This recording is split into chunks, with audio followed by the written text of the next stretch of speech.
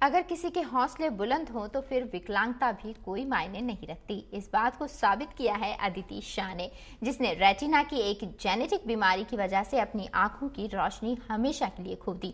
लेकिन कड़ी मेहनत और लगन से पढ़ाई करके इसने 12वीं की परीक्षा में 91% अंक लाकर लोगों के सामने एक मिसाल पेश की। रुक जाना नहीं तू कहीं हार के। मन में अगर साहस और कुछ कर गुजरने का जुनून हो तो राहें अपने आप आसान हो जाती हैं। ये है 18 साल की अदिति शाह। अदिति जब 8वीं क्लास में थी तो रेटिना के एक जेनेटिक बीमारी की वजह से इसने अपनी आंखों की रोशनी बिल्कुल खो दी। इसके बावजूद दिन रात अपनी मेहनत और लगन से पढ़ाई करके इसने 12वीं की परीक्षा में 91% नंबर लाए हैं। इससे पहले भी 10वीं की परीक्षा में अदिति ने 92% नंबर प्राप्त किए थे।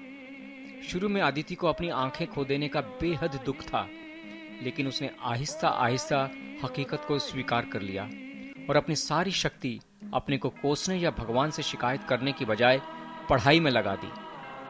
पहले जब भी मुझे प्रॉब्लम हुआ तभी मुझे गुस्सा आता था कि भगवान ने मेरे साथ ही ऐसा क्यों किया, मेरे साथ इतने सारे मेरी एज के लोग हैं पर मैं ही क्यों।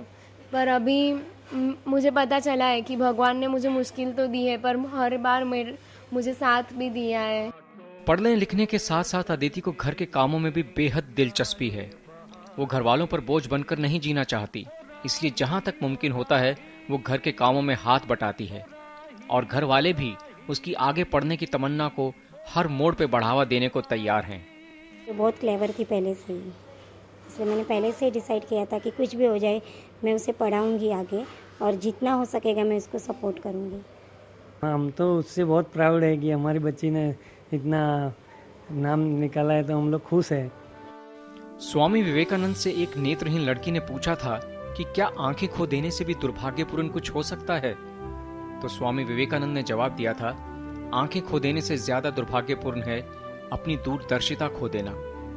अदिति शायद इस बात को अच्छी तरह से समझ चुकी है और अपनी दूरदर्शिता के बल पर जिंदगी में बहुत कुछ करना चाहती है।